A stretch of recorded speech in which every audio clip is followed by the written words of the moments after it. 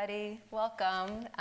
Thank you so much to the Carsey Wolf Center for screening Polite Society and inviting me and Kashif to come and have a conversation.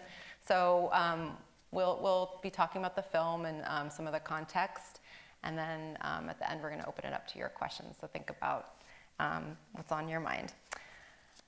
So we're going to get into talking about your work and also the importance of the film, but I thought we would start by just sharing our favorite scenes from the film. Yeah.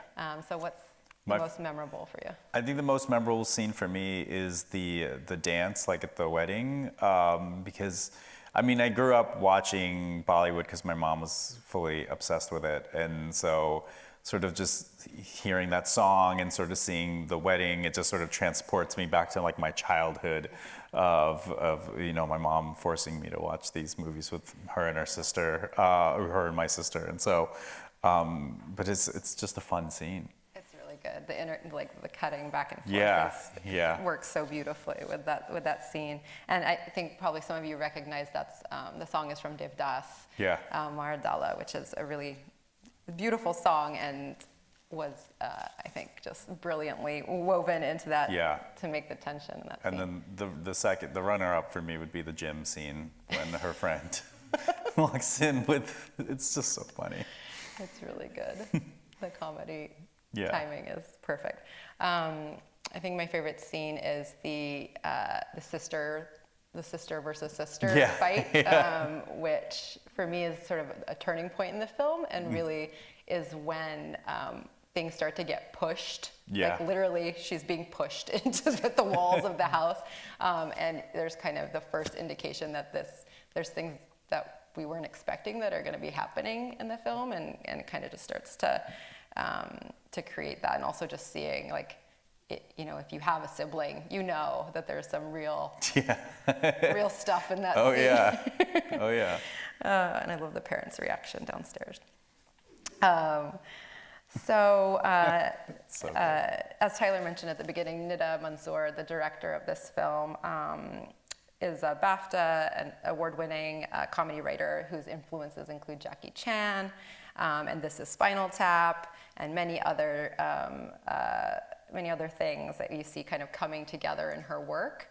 The two best known things are This Is Lady Parts, which is a series on currently available streaming on Peacock, which I recommend everyone go and see, and then Polite Society, her first feature. I know she's on the board of the Pillars Artist Fellowship, and someone who you have spent a lot of time with. So, and you've mentioned that you mentioned to me earlier that you were actually at Sundance when this premiered at Sundance. So I was wondering if you could tell us a little bit about the journey toward making the film and how this one actually came together for her. Yeah, it's, you know, so I got to spend a little bit of time with her. The Pillars Artist Fellowship is a fellowship that we started at my organization, and she's an advisor on the fellowship. And so last year, one of the sort of in-person sessions was in London, and so we got to spend a day with her, and she really just sort of like told the story about, you know, the story that had been sort of in her for a really long time, and it was actually fun kind of spending. She was like kind of in the final editing stages of it when we were sort of together in London. And I think for me, what was really exciting, or what was really interesting when she was sort of talking about it, was there's something, and as you all saw, there's something so genre bending about this movie. And I think like when she described it, we were all just like, I don't even know what you're talking about, like what this is gonna be. And, you know, just to sort of see how it all came together was really, really cool. And as I spent a little bit of time with her, you really sort of saw all her like sort of personal like influences that came out into this movie. So it was really fun to sort of be with the cast and be there at Sundance. It was like a really big deal for the movie to premiere there. There was a lot of excitement around it, and just really cool to be able to support it. Yeah. So the story that it's telling about Polite Society. It's a society that is very layered. It's defined by patriarchy and class hierarchy, but it's also defined by sisterhood and the power for subversive action to undermine like facades of civility. So in the film, we move through many different overlapping social worlds. We're in the British school system, we're in elite social spaces, we're in the dating scene, we're in the streets of London, we're in the online video world, we're at the family dinner table and in their bedrooms, and we're, of course, the soirees and weddings of the 1%. The story is centered on Ria, who is a British Pakistani teenager and aspiring stunt woman. And in many ways, this film is a Muslim story, and yet religion doesn't really factor into the plot or the characters in a substantial way at the same time. So I think a lot about what we should make of Manzoor's navigation of these layers of social norms and all the expectations, and what her and her sister are experiencing when they're navigating these social pressures. Reflecting on my own experiences, of course, to be a doctor versus an artist, to be married and have babies versus prioritizing other things, always respecting your elders even when they're a little bit insane. So I'm wondering, from your perspective, how does this sort of messy experience of navigating society that's represented in the film feel universal, and maybe even ways that it feels specific to the immigrant Muslim experience? Yeah, I mean, you said something really so true. Which is what I love about this movie is that it's almost like it's like a Muslim story in the way that it's like if you know, it's like it's not actually sort of, they don't really talk about that part of their identity. They don't sort of, they're not explicitly sort of bringing that up, which I actually really love, because I think it's such a cool and fun story that doesn't sort of like rely on that sort of specific thing. It is telling like in so many ways, I think the story is very universal, even though it's specific. I think a lot about sort of like Rami Youssef's show, Rami, which was, and I remember the first time I saw it, I remember thinking, this is so specific. Like, I don't know how, like, he made like, I think the opening scene of the pilot episode is him in the mosque, like sort of doing the ablution before prayer. And it's like such a specific sort of thing that like a lot of Muslims have sort of experienced. And I remember thinking, like, who's gonna be able to relate to this except for sort of us? But it turns out that the specific is incredibly relatable, because I think what it does is sort of show how similar we actually all are. So even with this movie, it's a British Pakistani family that's sort of, like all of these things, in terms of the pressures to get married and sort of not pursue art and all of these things. While yes, I think that, as a Pakistani American growing up, I related to a lot of those themes. I really think that a lot of people can relate to those themes. They're not always specific to sort of just like one culture. And so that's what I really appreciate about sort of movies like this, is that you see people that look like you on screen, and you sort of hear and you see themes that you relate to. But while like, and there's something really special about watching a movie with a group of people and, from different cultures and different religions, and being like, oh, I like completely relate to that. And that's what I think was just so fun about the movie, is that it is incredible. Like, I watched this. I really asked my sister to watch it, because I feel like most Pakistani women, I was like, oh, Pakistani women are gonna like really, really relate to this movie, or really sort of be triggered by this movie in a lot of ways. And but it wasn't just Pakistani women. It was women of many different cultures. And so I think that's what's so special about sort of both the representation and sort of telling stories from your own personal sort of upbringing, because they're always so much more relatable than I think you ever think they're going to be. And so I just thought that was so cool about it.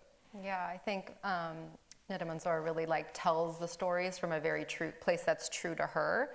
In terms of the kind of, I know I've seen interviews with her where she talks about her relationship to her sister being like one of the central things informing it, and from there it creates these sort of universal, relatable truths. Yeah, because the relationship between the two sisters is so fun and beautiful and real. Even yeah, though it's so over the top, it still feels. it feels incredibly real, and it's really cool how it's also like sort of subverts. Like I just thought the whole thing was so interesting. Even just her anger at her sister not pursuing art, or her sister wanting to get married, like the anger at sort of these institutional behaviors that I think we sort of grow up with, just sort of being like, well, yeah, like I think people of many different cultures can relate to the idea that like your parents just like want you to get married and sort of want you to sort of have stability in whatever form that looks like, and sort of and I think a lot of the art that we've seen is sort of I think of something like Monsoon Wedding, which I absolutely love that movie, but sort of the acceptance of like a lot of those sort of norms. And what I loved about this movie was it was like such a rebellion against these things that you know, these cultural things that we just grew up with. So there's just so many beautiful themes all throughout the movie. Yeah, lots of subversion. Yeah. So speaking of subversion, in an interview with Manzoor that I read, she talks about the significance of showing a South Asian family in the dinner scene eating pasta. Yeah. And she says, people will ask, why not curry? Shouldn't they be eating curry? And she says, no, in her films, they get to eat pasta. Yeah. So I'm wondering, in our contemporary media landscape, you know, in a landscape that's a mediascape that's defined by this cultural normalization of an anti-Muslim or anti-Arab or anti-South Asian bias in some respects. What do you consider to be different about this film's portrayal of these characters, or this family's experience? I mean, to that quote that you gave, I mean, that's how you know the movie was made by someone of the culture, because my favorite thing to eat growing up was my mom's lasagna. Like, you know, like it wasn't like her tikka masala. Like, I mean, it was great, but like I loved her lasagna very much.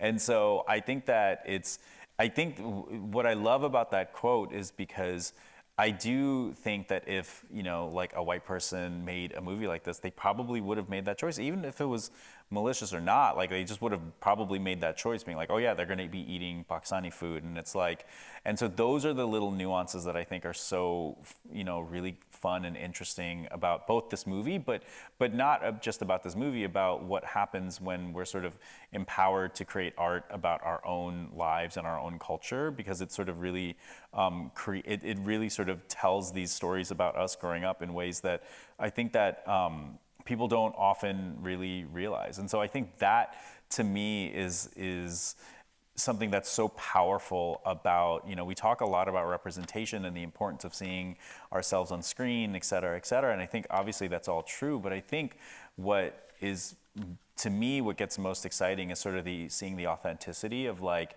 of just sort of like the normalcy of growing up, and that's why that pasta quote was just so fun to me, because it did sort of just bring me back to like coming home and my mom just being like, I made lasagna, and so I do think that's really, really important, and I think that's what's so, we've seen, I think that we saw this shift over the last like 10 years around representation, particularly of Muslim communities or South Asian communities or Arab communities, because I think for so long the art about us was not made by us, and so it was these, you know, you saw a lot of things that were like sort of more stereotypical, and I think being seen is not always just being sort of seeing someone that looks like you on screen. It's sort of the behaviors and like, you know, even like small things of like when you see the set design and like the house, like the, you know, like the design, like the decor in the house and things like that. These are really important things that sort of puts you in and makes you feel seen in a very different way, that's not just about sort of, oh, the lead sort of looks like me. And so I thought that, I think it's those small nuances that make this movie really, really important and powerful, but in a fun and really light way. I think we often talk about representation in this really heavy way, that like, oh my, we want to see ourselves, you know, seen on screen, et cetera. And I think what this movie did that was so fun was that it was just light and fun and joyful, and it made us laugh all while sort of like kind of subverting these norms of like what we think a quote unquote movie about Muslims should be, or a movie about South Asians should be. Definitely. I'm wondering if you can talk a little bit about just what you do at Pillars, and then how film and media actually plays a role in your mission. There. Well, so the Pillars Fund is an organization that I started with a few friends back in 2010, and at the time, the organization was really, it's a philanthropic nonprofit that supports Muslim civic leaders around the country, doing a host of issues around mental health and civic engagement and public safety. And we were doing that work for a couple of years, sort of supporting like on the ground leaders who are running, who are Muslim-led nonprofits doing a whole host of things. And one of the epiphanies that we had sort of doing the work for a couple of years was that a lot of the sort of the things that we were fighting, a lot of the work that they were fighting, it was almost like the ocean that they were swimming in was poisoned in terms of the way that culture was sort of really sort of perpetuating these really harmful stereotypes about Muslims. And so we sort of had this realization that if the organization's goal is to sort of both empower Muslims and support Muslims, we can't ignore culture, because nobody wakes up just hating Muslims. Like that's not sort of I don't think that's something that you just like wake up one day. Like these are like sort of learned behaviors that are often sort of seeded through culture and art. And there's a whole host of things in the 80s, 90s, and early 2000s that were sort of so harmful around terrorists and all of these tropes. And so for us at Pillars, what I really became interested in was less around combating these things and saying like, I think there was like this attitude, or there was this sort of this need post 9/11 where it was like, we're not this and we're not this and we're not this, because it was like we were being sort of defined. And I think that the art has this really beautiful opportunity to kind of not react to stereotypes that already exist, but kind of tell stories about ourselves, like regardless of whatever else people might be saying. And so for me, what we really started to think about was, how do we empower and support the next generation of Muslim filmmakers making stories like this, not necessarily quote unquote Muslim stories, but just stories. And they could be horror, sci-fi, this. And so for us, we really started to think that if we were trying to build a world in which Muslims sort of could be free to practice and be the way that they wanted to be, it was impossible to do that work without really thinking about the ways that culture support, sort of culture creates these narratives. And so for the last 5 years, we've been working with a host of people, including Nida, to build a program that supports the next generation or emerging Muslim filmmakers to sort of tell the stories that we want. Because our theory is that the more Muslims out there telling stories, the more authentic stories you're going to get like this. Like the more people are going to be able to like relate, not just Muslims and people of South Asian, Arab, Black, but like just anyone can sort of watch these stories and really relate. So that's really been the focus of the work over the last couple of years, is kind of using culture as a way to kind of just reframe or kind of just tell our stories. We have this like saying at Pillars, which is, I think for a long time, it was like, I think Muslims were operating from this like let us in framework. And like we've sort of come in the last 10 years and been like, this shifted to this like check us out. Like, we always joke that like, in order for, like Muslims are doing really, really cool stuff, like, for all across culture. And instead of kind of being asked to let in, we sort of threw our own party and being like, you should come check this out, because there's like really cool stuff happening here. And so that's really been sort of the driving force of the work. That's fantastic. Well, so I know that you were also part of, in addition to sort of doing that proactive work, like kind of ground up, one of the things that has sort of laid the ground for that was a study, some research project that you were collaborating on with the Ford Foundation and USC's Annenberg Inclusion Initiative, and led by the actor and activist Riz Ahmed.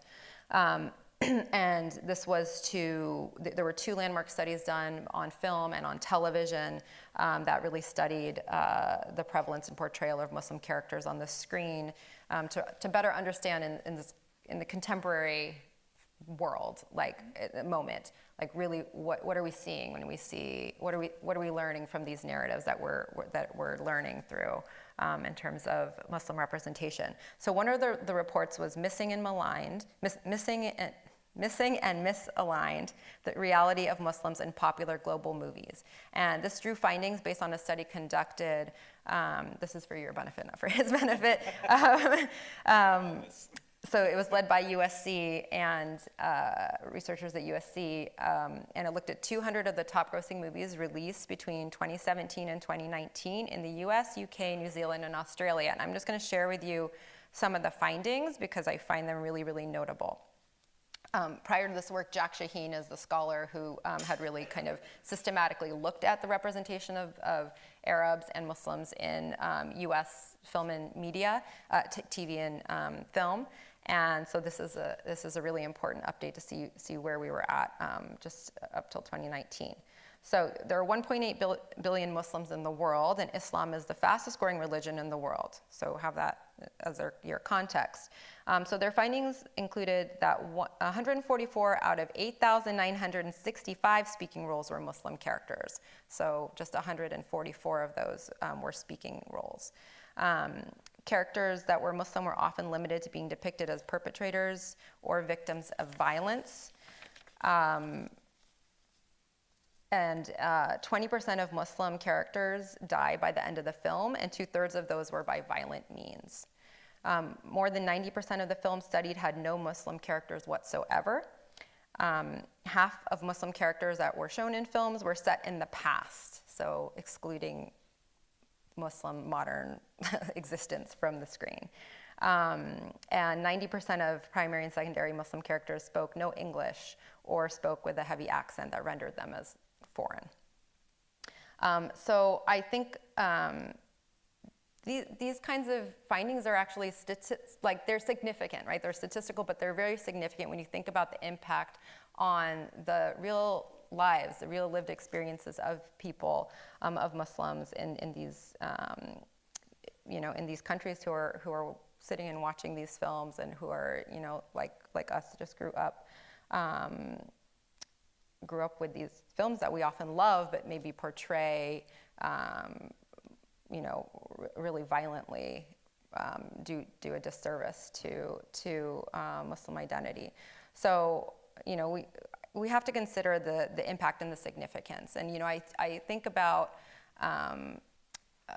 this film is very light and beautiful and brings a lot of joy and a lot of laughter, and we need that right now more than ever. So I'm really happy to bring it and celebrate it. But I do want to think about the context of our society right now, where Wadia Al-Fahoume was a 6-year-old boy who was stabbed 26 times and killed because he was Muslim and Palestinian. And this was in Illinois. And this was back in October and in the context of the unfolding genocide in Gaza. So I think that this portrayal, as much as, it's in one hand, like we can say, oh, it's just something that we're pointing to and critiquing and, it's this academic conversation. But on the other hand, these narratives have very real impacts on people's lives. And I'm wondering if you could just talk a little bit about the study, how it came about, and how you think about what we're learning is actually impacting people's lives.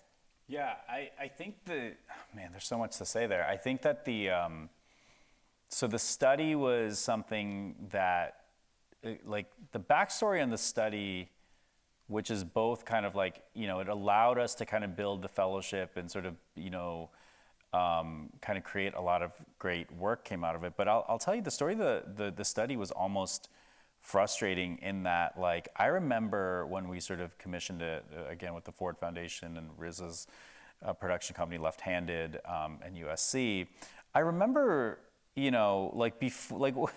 I remember before the results even came out, we had started to like plan like what we were going to do because we knew what the results were going to be. Like, and I remember thinking like, oh, yes, on one hand, it's really important to have the data to sort of back this up, but I was also thinking about how, like no Muslim who sort of read that report was surprised by any of the findings. And there was a reason why it was called Missing and Maligned, because what we found was that it wasn't just that Muslim characters were sort of maligned. It was that they just weren't there. Like they just weren't even a part of these films and television shows. And so I think that was the first thing. I remember just sort of feeling this frustration of like, well, we know what's going to come out of this. We know that the results are not going to be good. But it did sort of allow at least the foundational study to sort of be able to like prove to people because that this is the case. And when I say people, I mean, predominantly white audiences who needed to sort of see the data because they don't often sort of believe communities of color who are sort of telling them this and from just lived experience. And so I think that's the first thing. And to your second point in terms of the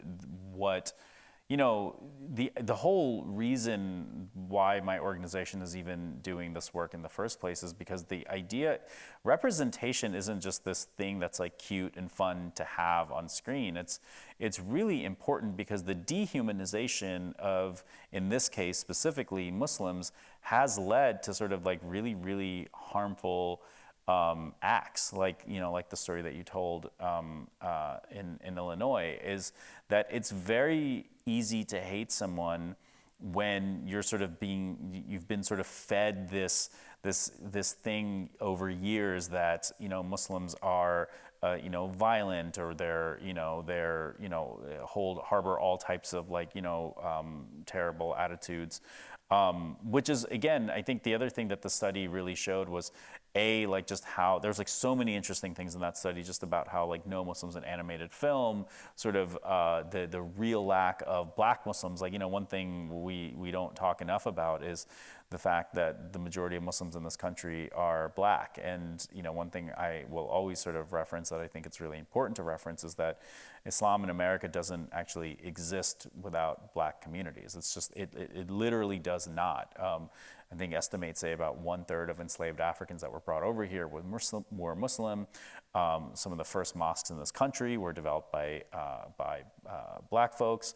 The civil rights movement was like really sort of deeply sort of influenced by Islam, and then which was sort of Marcus Garvey was influenced by Islam. So there's these like deep like history of Islam in this country. One of my really close friends has this really great quote, Dr. Hussein Rashid, that there has never been an America without Muslims, and that's absolutely true. And so I think part of these narratives that we talk about, like this notion that Muslims in this country are foreign, or they're Arab, or they're only Arab, or only South Asian, or whatever it might be, I think is obviously it's just factually inaccurate, but B, what we really started to see sort of particularly in a post 9/11 world was like really perpetuating like very like incredibly harmful behaviors, because it's hard for me to sort of get upset with like, I grew up in Cincinnati, Ohio, and if you're just a kid from Ohio,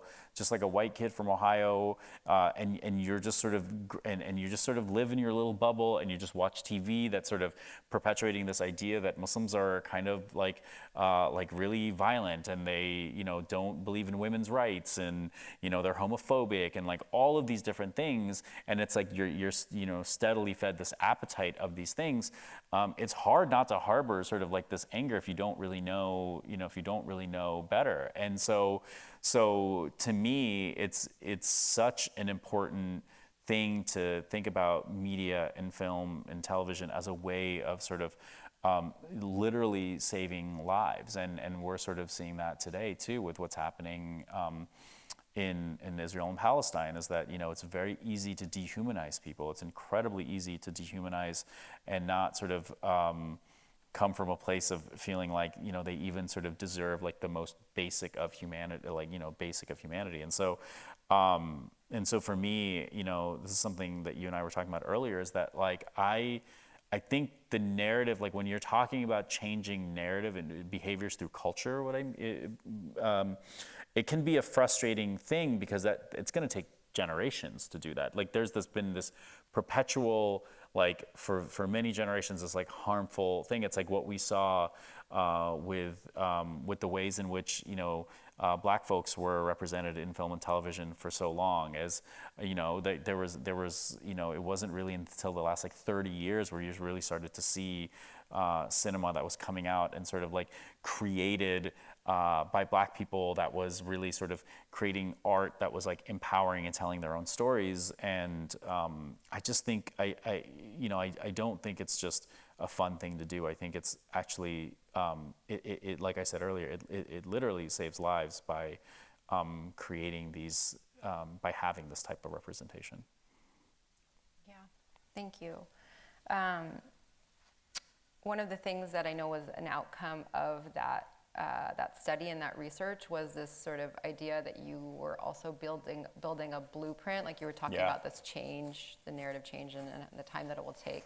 And the blueprint, as I was reading it, I see it like it's incredible because it reaches into like every aspect of the industry, everything from reforming casting practices to creating pipeline programs to bring Muslim executives and creators into the industry, sourcing even Muslim vendors, changing the constitution of advisory boards to include Muslim perspectives and sort of bring people to the table. So I'm wondering what you've seen, like, so that was from 2022, that was just a couple years ago, but like, are you seeing a receptiveness at the level of big players in the industry to what you guys are putting out there?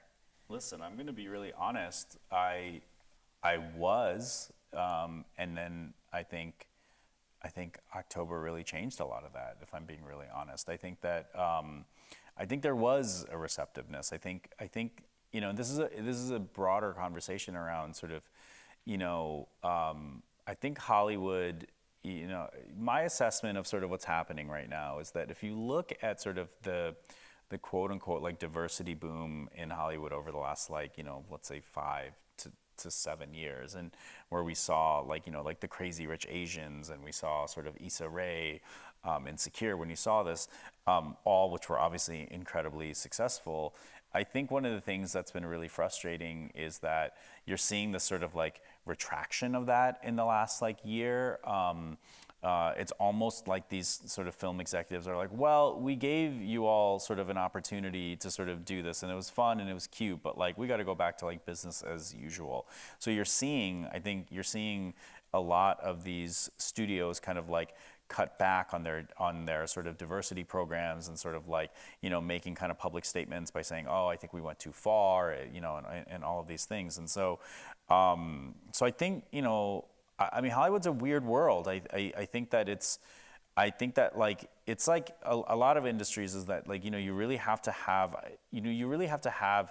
those communities in positions of authority and power for your communities to actually like really have a real shot. And so, I think that when the study came out and then the work, and we've had incredible champions like Rama Youssef and Riz Ahmed and Sana Amanat, who did Miss Marvel, and and just a whole host of other people.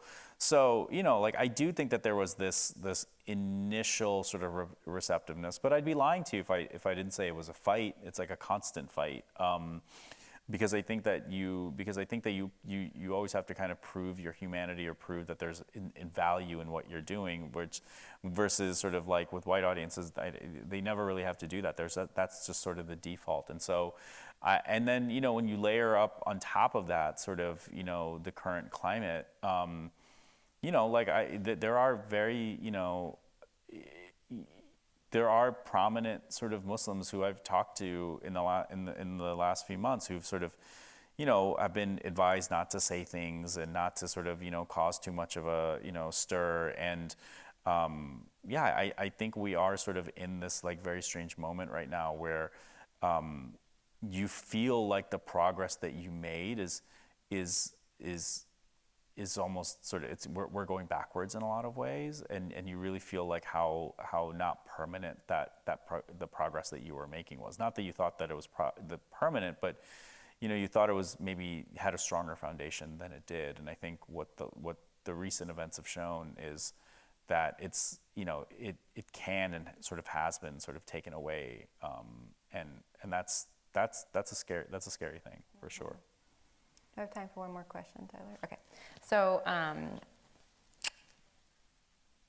I know that you have been working on the Pillars Artist Fellowship, which gives opportunities, gives grants that don't have any stipulation of how they're used to artists, and also gives them lots of mentorship from your amazing advisory board.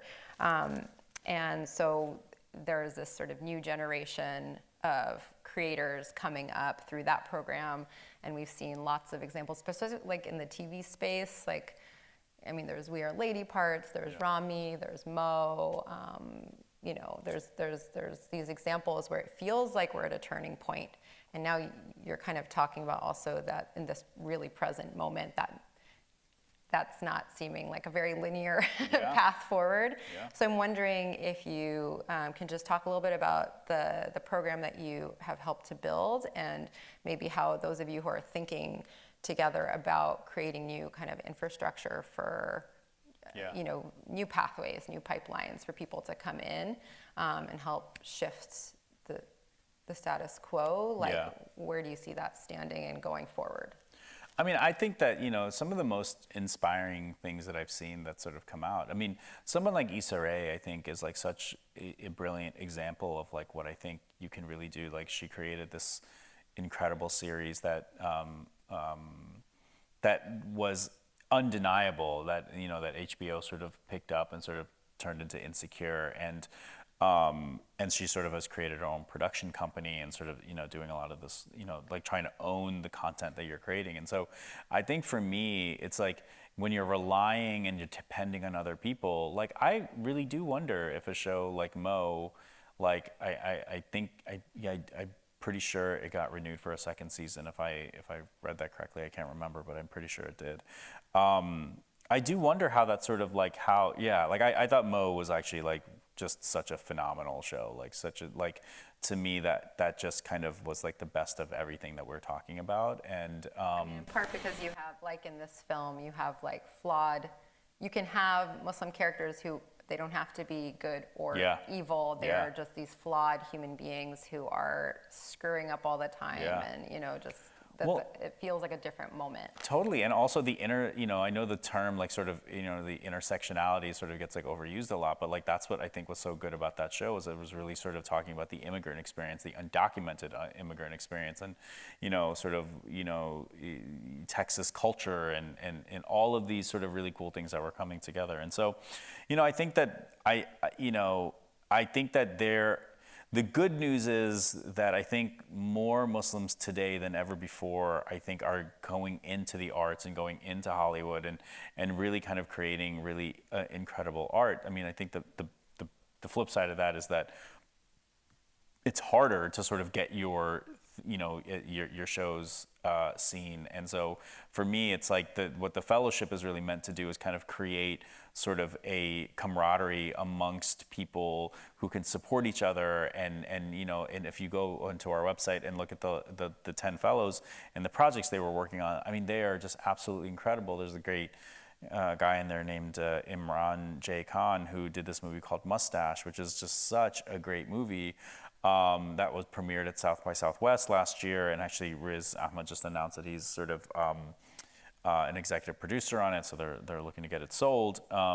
It's really about sort of creating this stuff, and it's not to be pessimistic. I think there's a lot more people creating things, but it's a matter of sort of breaking through, and I think part of that comes through sort of distribution. That's something that we don't talk about. We're so reliant on sort of these like old models of distribution, and I think that there's an opportunity today. I think YouTube is actually like an incredibly powerful medium that people don't often talk enough about. So it's really kind of creating your own content in sort of meaningful ways, and then having a community around you to be able to support and uplift that. Great. Well, thanks for doing that work. And I'm going to open it up to your questions. We can talk about the film. We can talk about anything related to this conversation. So, hello. I think you're doing great work with the Pillars Fund. Obviously, you've funded a lot of media that otherwise wouldn't have been able to be made. So my question is, out of all these pieces of media that are there in part because of you and your work, is there any that particularly struck home to you and had a personal impact on you? And if so, why? Thank you. That's a great question. There's so many things that I've seen. You know, it's funny because I wish my colleague Arij Makati was here. She's the one who runs the fellowship, and she has the fun job of actually going through all of the submissions. Last year, I think we had over 600 people apply for the fellowship, with 10 people, you know, getting selected. This year, we kind of tightened the sort of parameters, and we still had, I think, over 300 people apply. And she's actually going through the submissions at the moment to sort of select, you know, we're about to take it to the committee to select the next 10 for the cohort. And I've seen some really incredible things that, you know, we've just not sort of heard of. And there was I don't even know where to start. I'll start with one that I thought was just really touching, because I don't see things like this. One of our fellows in the first cohort, her name was Aksa Altaf. She's, you know her name. She's going to be sort of like a big, you know, future Hollywood director in all the big ways. She did this really cool thing for Disney called American Eid.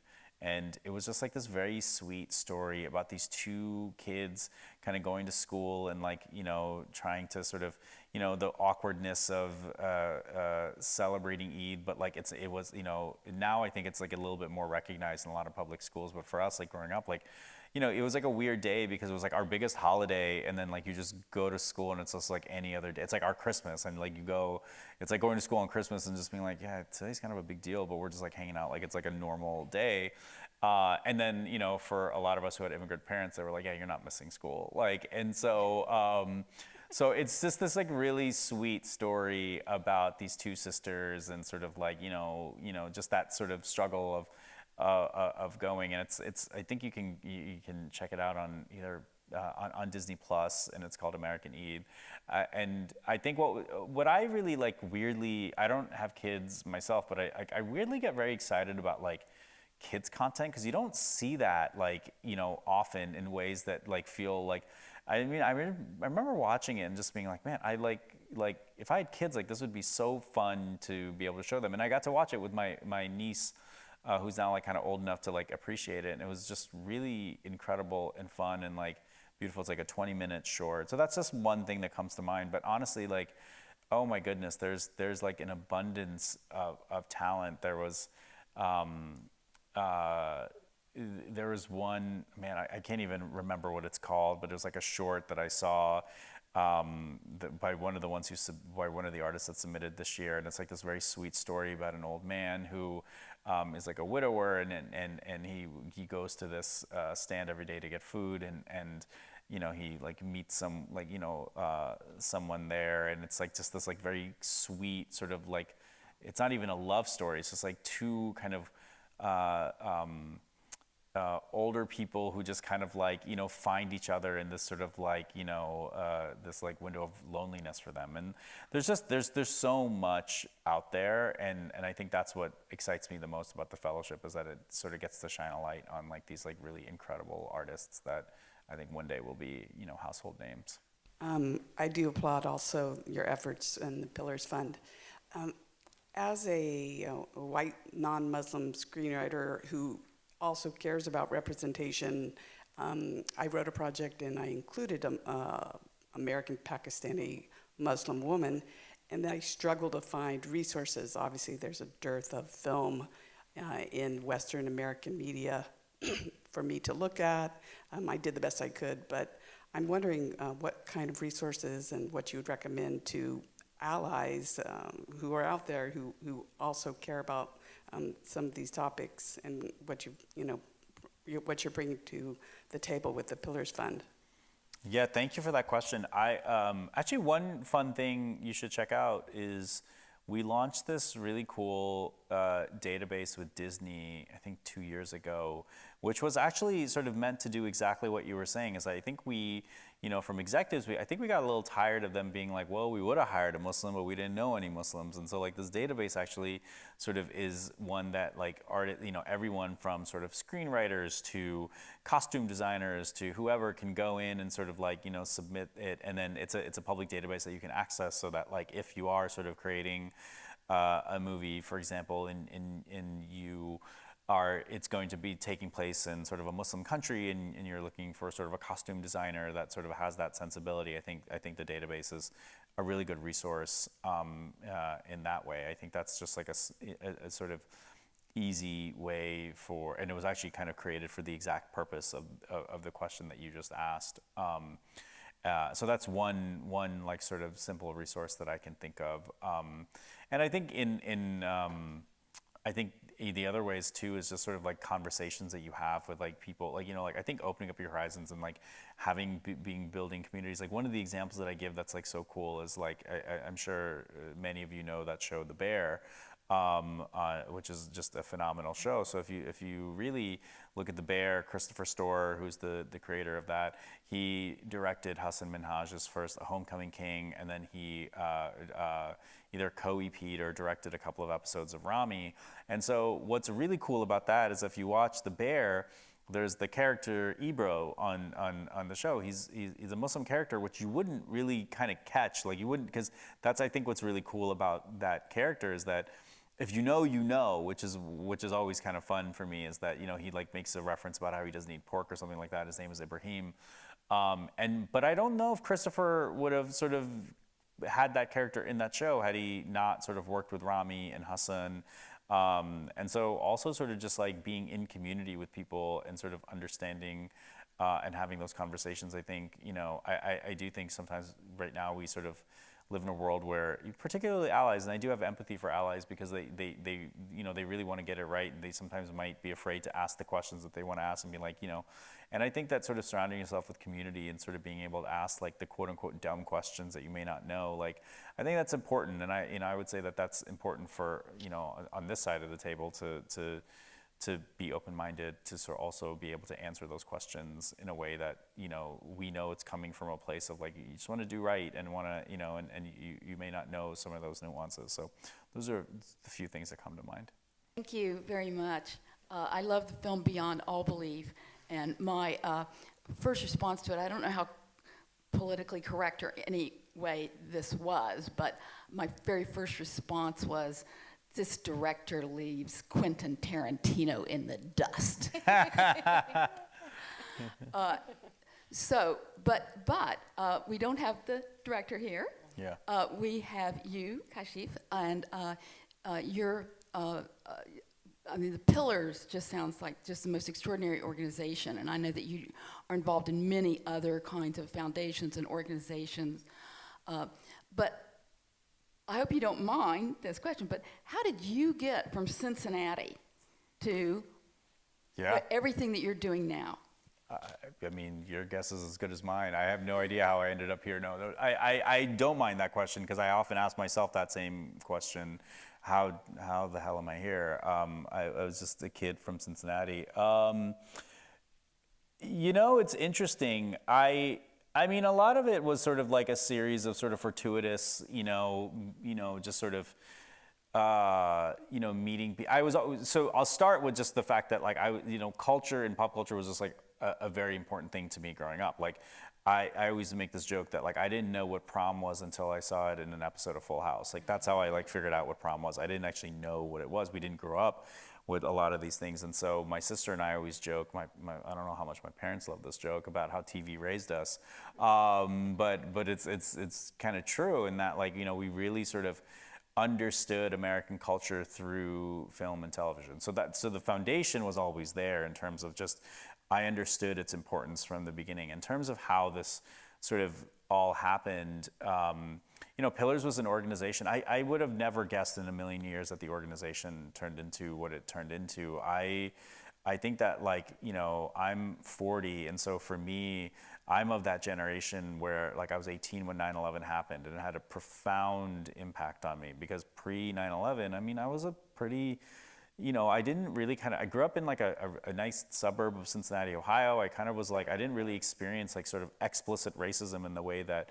I think a lot of people do. I didn't sort of, I had a relatively, you know, nice upbringing in Cincinnati, and even though I was sort of in an all-white school and all those things. And so I think 9/11 for my generation actually like changed the trajectory. Like, I don't know if I would be doing this right now if it weren't for that. And so for me, it was, I think that it was, you know, just this obsession of understanding, of trying to get closer and understanding my own, you know, I always joke that Pillars was just like this very selfish pursuit of trying to figure out who I was. And in somehow I sort of was able to like turn it into this organization that's doing like all this like really fun and cool work. But I'm grateful every day, and of just sort of meeting the people that I met along the way, and sort of, you know, having really great friends and mentors and allies who've always sort of been there. And then, you know, yeah,